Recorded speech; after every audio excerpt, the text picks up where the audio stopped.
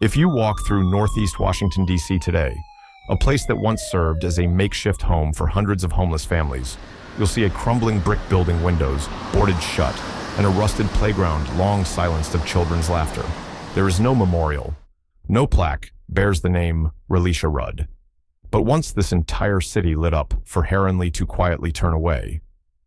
Relisha disappeared in March of 2014, not from some remote rural area, not in the dead of night. She vanished from the nation's capitalists, then 5 miles from the White House. And the most heartbreaking part isn't that she went missing. It's that no one noticed she was gone. No reports, no alarms. No one called the police for 18 days. And by the time they finally did, one person was dead, another had vanished, and a little girl was never found. An 8-year-old disappeared in the heart of one of the world's most advanced cities, and an entire system only realized it when it was far too late. This isn't just the story of a missing child. It's a quiet indictment of how society treats children like Relisha. And if you think you already know the story, stay, because this time we're telling it fully, not to bring closure, but to make sure no one is allowed to forget. This is not a story for entertainment. This is a story to remember and to never repeat. Relisha Rudd was born on October 29, 2005, in Washington, D.C. She was the second youngest of 4 siblings, growing up in poverty, instability, and constant displacement. By the time Relisha was 7, her family had moved into the D.C. General Shelter, a former hospital, turned to shelter housing hundreds of homeless individuals and families. It was never a place meant for children. Damp, echoing hallways, flickering lights, screams and shouting deep into the night. But to Relisha, it was home. She learned to live with the dark, learned to tell the difference between her mother's footsteps and the arguments behind the next wall. Despite the harshness of her world, Relisha never lost her innocence.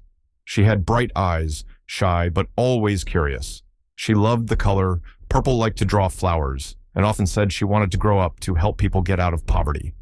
Big words for an 8-year-old, but that was the world she knew. When you grow up with nothing, you understand the value of even the smallest things. School was the one place where Relisha could just be a kid. At Farabee Hope Elementary, teachers described her as kind, polite, and always trying her best. She often came to school with unbrushed hair and worn-out shoes, but always with a smile and an eagerness to learn. One teacher remembered she would ask me, "Miss, are we learning something good today?" She cared about right and wrong. That's what stuck with me. A classmate recalled Relisha would give away her breakfast to someone else. One day she brought a little purple bracelet and gave it to me because I was sad. She lived with a heart far bigger than the world allowed, but the people closest to her couldn't protect her. Her mother, Shamika Young, was a young mom with no steady job and a history of child neglect reports.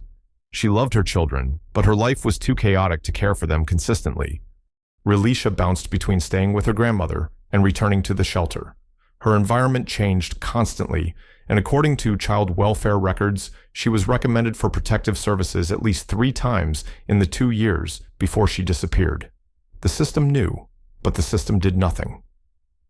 At the shelter, Relisha met many people, adults broken by life, elderly folks with no one left, and young people lost in the shuffle. One of the people she became close to was Khalil Tatum, the shelter's janitor. He gave gifts to children, candy toys, sometimes even money. To many adults, Khalil seemed kind, but for those who paid attention, something felt wrong. A man in his 50s, no children of his own, not a teacher, yet constantly spending time alone with young girls. Relisha wasn't the first child he showed interest in, but she was the one he took and never brought back. Before she vanished, Relisha told a teacher, "My doctor says I need rest." When asked which doctor, she replied, "Dr. Tatum." Dr. Tatum was not a doctor, but no one checked. That's how the story begins. A child living in darkness, trying to find light. A system that looked but didn't see. A society too busy to notice the ones who were easiest to overlook. Relisha never left this city, but she disappeared from our view, and from the very shadows she learned to live in. She vanished quietly, as if she had never been here at all. In early March 2014, Relisha stopped coming to school. One day, then 2. Then a week passed. At first, teachers at Farabee Hope Elementary weren't alarmed. Relisha's mother, Shamika Young, had called and said her daughter was under the care of a family doctor. His name, she said, was Dr. Tatum. The name sounded legitimate. No one questioned it. Relisha's absences weren't unusual. Her unstable living conditions meant she often missed school. But this time, she didn't come back.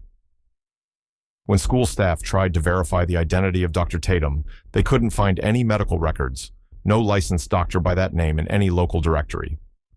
Then came the chilling realization Dr. Tatum didn't exist. He was Khalil Tatum, the middle-aged janitor at the very shelter where Relisha lived. No medical degree, no credentials. Yet somehow, he had convinced Relisha's mother to let him take her from the shelter. Multiple times.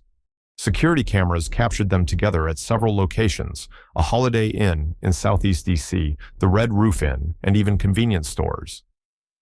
In the footage, Relisha stood beside him, vacant-eyed and silent.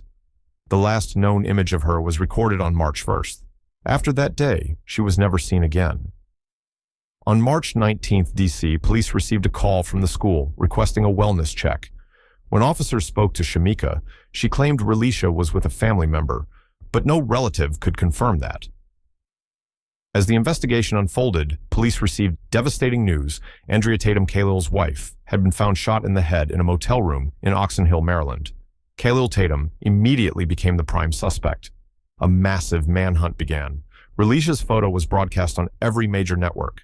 The Washington Post ran it on the front page. Volunteers handed out flyers, organized searches in parks' vacant lots and metro stations. But it was too late. On March 31st, the body of Khalil Tatum was found in Kenilworth Park Not, far from the old shelter. He had taken his own life. There was no sign of Relisha. And so within just 2 weeks, 3 lives vanished. 1 dead, 1 murdered, 1 missing without a trace. What outraged the public was this Relisha had been missing for nearly 3 weeks before anyone called the police. The Systemshire School, the Shelter Child Welfare Service, should all seen warning signs. But no one connected the dots. An internal investigation later revealed that several social workers had recommended Relisha be placed in protective care.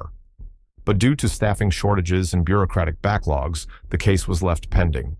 The painful question followed. If Relisha had been a white girl from the suburbs, would the response have been this slow?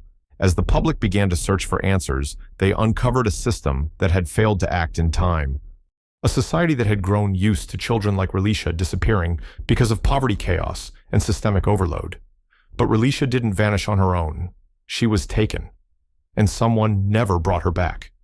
When the first details of Relisha's disappearance emerged, a flood of questions rose from the depths of a story that had once seemed straightforward. But the deeper people looked, the clearer it became. This wasn't just a missing child case. It was a maze of ignored warning signs, murky relationships, and fatal gaps in the system. One of the most troubling contradictions was between the family statements and security footage timelines. Relisha's mother, Shamika Young, claimed the last time she saw her daughter was sometime in early March, though she couldn't recall the exact date. But surveillance cameras showed Relisha with Khalil Tatum at the Red Roof Inn on March 1st, the same time Shamika believed her daughter was staying with an aunt. No one in the family could confirm taking care of Relisha during that time. Police began to suspect that Shamika may have known her daughter wasn't with a relative, but feared losing custody and chose silence. Still, there wasn't enough evidence to charge her, and without a body, the case could not move forward as a clear criminal investigation. Then came the inconsistencies in Tatum's movements. From March 2nd to March 20th, he changed locations repeatedly, checking into different hotels, sometimes staying just one night. On some occasions, he was seen on camera with an unidentified woman, her image too blurry to confirm her identity. Tatum's vehicle became another key focus. Police confirmed he had driven a black GMC Terrain in the days following Relisha's disappearance. That vehicle was eventually found near Kenilworth Park, the same area where Tatum's body was later discovered. Inside the car, no DNA evidence of Relisha, but there were traces of Mudand, a small child's blanket.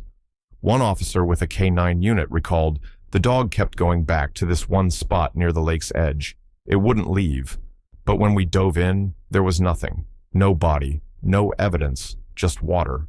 Dark, deep." Another strange lead surfaced. A phone call made from Tatum's number on March 21 after he was already publicly wanted. The call lasted 47 seconds and went to a number registered in suburban Virginia. Police traced it to a woman with a prior human trafficking charge in 2011, though she was later acquitted. She denied knowing anything and said she had no idea why her number had received the call. Investigators began to wonder, what if Relisha wasn't dead? What if she had been taken further away and became part of something bigger? The trafficking theory exploded in the media and online forums, but like everything else, no one could confirm it. One heartbreaking detail. A child's purple shoe was found near the entrance to Kenilworth Park. It matched Relisha's shoe size, but lacked DNA or other identifying evidence.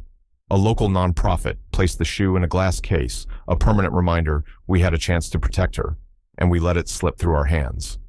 In the weeks that followed, dozens of officers, K9 teams, and divers searched the lake near the park. They found debris, discarded belongings, but no sign of Relisha. The community fractured. Some believed she had been killed, her body never found. Others clung to the belief that she was alive, but hidden or sold. Police could not offer a definitive answer, and that was the deepest despair. With no truth, all that remained were theories and fading hope. During a special hearing on missing children, one lawmaker asked bluntly, if Relisha had been a white girl from Georgetown, would anyone have waited 18 days to call the police? No one had an answer. Memorials began taking place every year, each time with more people attending. Not because they knew Relisha, but because they felt responsible. A failure of the system. A collective failure. A failure no one wanted to admit. At one prayer vigil, held at her old school, a third grader stood holding a picture of Relisha. She used to be in our class, the child said. Now her seat is empty, but people still look at it every day. That empty chair was the only evidence left behind, and perhaps the most powerful image of all, a child who once existed, once laughed, once learned, now remembered only by the space no one dares to fill. But what the public didn't know is that there's one detail that's never been made widely known. One detail that could change everything we think we know about Relisha's disappearance. The detail that had never been widely revealed was a traffic camera video, fewer than 15 seconds long, captured at an intersection near Interstate 295, about a 10-minute drive from the Red Roof Inn. The footage was recorded on the morning of March 2nd, 2014, just one day after the last confirmed sighting of Relisha. In the video, a man resembling Khalil Tatum steps out of a black GMC Terrain. He is not alone. Behind him walks a small girl wearing a purple hoodie, matching Relisha's size and description. Her walk is hesitant, shoulders hunched steps that look reluctant, pushed. But the most shocking part of the footage isn't her. It's the third person. A woman walks beside them, not Shamika, not any known relative. She carries a large bag, her figure slim hair, shoulder length and curly. As the vehicle idles at a red light, she leans toward Relisha Shields, the girl from the camera's view. A quick move, but clear enough to suggest she knew she was being watched. The moment lasts just seconds, but it shattered everything people thought they knew. Until then, the narrative had been simple. Relisha was with Tatum. Tatum was the predator. End of story. But if there was another woman, then this wasn't just a disappearance. It might have been a plan. That woman has never been identified. Police released a blurred still from the video hoping someone would recognize her, but no one did. Not friends, not family, not anyone from the shelter. She seemed to step out of nowhere and then vanish without a trace. When the footage aired on local news, a reporter broke down in tears on live television. Through a shaky voice, she said, "I don't know who that woman is, but I know this. Relisha's eyes in that clip, they look like they're pleading for help. That single line was shared over 1 million times in less than 24 hours. And with it, the human trafficking theory came roaring back." A journalist from WUSA 9 conducted an independent investigation. They uncovered that in the 3-month period around Relisha's disappearance, there were at least 4 reports of young black women and girls being followed or approached near shelters across the DC, Maryland, Virginia area. In several of those cases, the suspects were women. This introduced a chilling possibility that Tatum wasn't acting alone, but was part of something bigger, that the very shelter meant to protect vulnerable children may have been unknowingly enabling the people who preyed on them. The DC Police Department has never confirmed the trafficking theory, but nonprofit groups didn't stay silent. They held forums used Relisha's case as a devastating example of how Black girls are disproportionately vulnerable to organized predators. At one such forum, a speaker said something that left the entire room silent. "If you don't see Relisha, it's not because she's good at hiding, it's because we've never learned how to look for girls like her." That sentence hit like a verdict. Police reviewed every camera near the hotel, near the shelter, near where Tatum was found. Only one clip, just 15 seconds long, captured Relisha with an unidentified woman. If that woman was an accomplice, why has no one found her? If she was a rescuer, why has no one heard from her? And if she was someone society had overlooked, did we miss an entire chapter of this story? What once seemed like a clear-cut case now feels more complicated than ever. Not just abuse, not just neglect, but maybe a crack in the FOD. A glimpse into the hidden machinery of modern trafficking, operating quietly in the very heart of the most powerful city in the world. And through all the theories, the fragments, the fear. Only one thing remains certain. Relisha Rudd is still missing, and someone out there still holds the secret. After the 15-second video went public, Relisha's case shifted into an entirely new phase. No longer just a search, but a fierce public reckoning over responsibility, belief, and truth. On social media, people split into two distinct camps. One group was certain Relisha had been trafficked, and the video was irrefutable proof. They argued that the shelter system, with its lax procedures and poor oversight, had created the perfect conditions for organized predators to operate. Voices in this camp demanded a full reopening of the investigation, not just into Khalil Tatum, but into the entire system. The other side pushed back. They claimed the footage was too blurry, too inconclusive to rewrite the case. They worried the public was being led by emotion, by media, by advocacy groups with their own agendas. One analyst declared on live television, "We cannot let a 15-second clip rewrite an entire case file." Even the once unified Justice for Relisha movement began to splinter. Some activists broke away to form a new campaign, "Bring her back." It wasn't just a slogan. It was a belief that Relisha was still alive. And somewhere, someone was keeping her hidden. Television specials, talk shows, podcasts, and documentaries exploded across platforms. Each presented its own theory, its own angle, its own line of investigation. But the more information emerged, the more lost people felt. No one knew what to believe anymore. A former FBI investigator admitted during an interview, "I used to be convinced Tatum acted alone. But after seeing that footage, I don't know anymore." It's the kind of thing that keeps you up at night. Doubts spread. With every new theory came another to challenge it. A popular true crime blogger even suggested the woman in the video might have been a relative, trying to help Relisha escape Tatum. The idea went viral and was immediately met with fierce opposition. Amid the chaos, public scrutiny turned toward Relisha's family. Why didn't Shamika call the police for 18 days? Why didn't she press for answers when her daughter didn't come home? Was there something she wasn't saying? Though some of these questions were fair, they were deeply painful. One Black women's rights advocate wrote, "We're always quick to question the poor Black mother, but slow to question a wealthy system that let someone like Tatum in." That single sentence cut deep because it raised an even more painful question. Can we trust the justice system to care about kids like Relisha? Black poor homeless went missing, and no one noticed for 18 days. If she had been a white child from a wealthy suburb, would the system have responded differently? A community survey in DC found that over 62% of Black residents believed Relisha's case would have been handled differently if she were white. In response, the city held a public hearing, the first of its kind since the case began. There, people wept, they shouted, and many simply sat in silence. A high school student addressed the council. "We didn't just lose a friend, we lost our faith. Faith that teachers, police, and adults would protect us."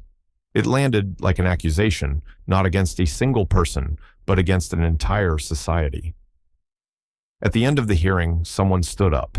They held high a photo of Relisha and said, "We wouldn't be arguing about her if we had known how to love her the right way from the start." The room went silent. No one moved. No one spoke. Because no matter what side people were on, no matter what theory they believed, everyone understood one heartbreaking truth: a child disappeared. And all the adults didn't get there in time. 9 years have passed. Relisha Rudd has not returned. There's no body, no confession, no final explanation. But what remains isn't forgetfulness. It's silence. The silence of those who searched, but not fast enough. The silence of teachers who once believed missing a few days of school was normal. The silence in the eyes of a new child arriving at a shelter, asking, "Has anyone ever gone missing here?" Relisha's story has no clear ending, and that may be the most painful part of all, because everyone who hears it walks away with something unresolved, a sense of injustice, an ache, a weight of responsibility left unnamed. At schools across DC, some teachers still speak of Relisha during lessons on community safety. In one elementary classroom, when asked, "What do you think was the most unfair thing that happened to Relisha?"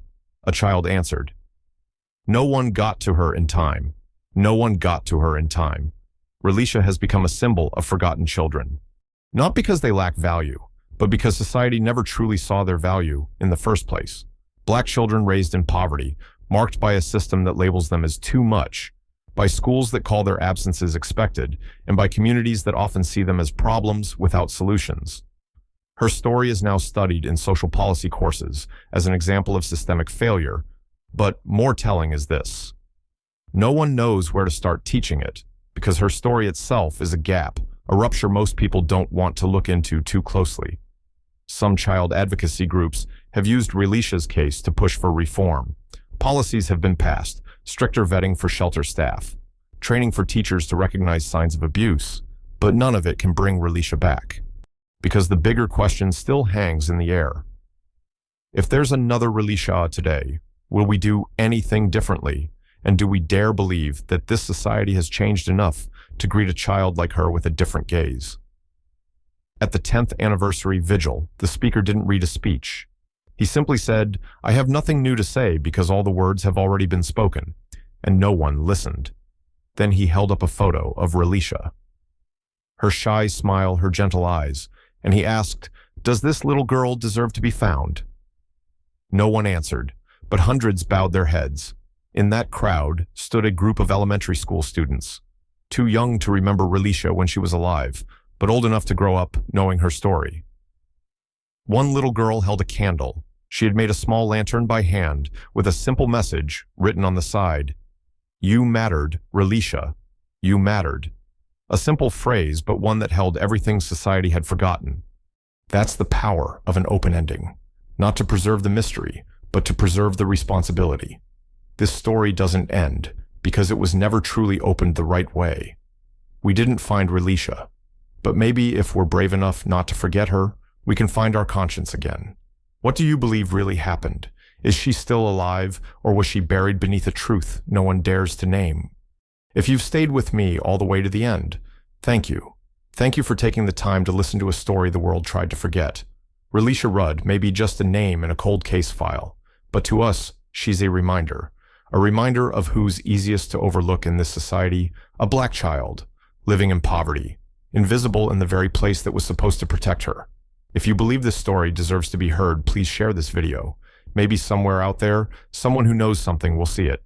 And if you want to join me in telling more stories like this, stories that have been forgotten, ignored, left behind, hit subscribe. Because sometimes all it takes is one click to begin the ending that never came.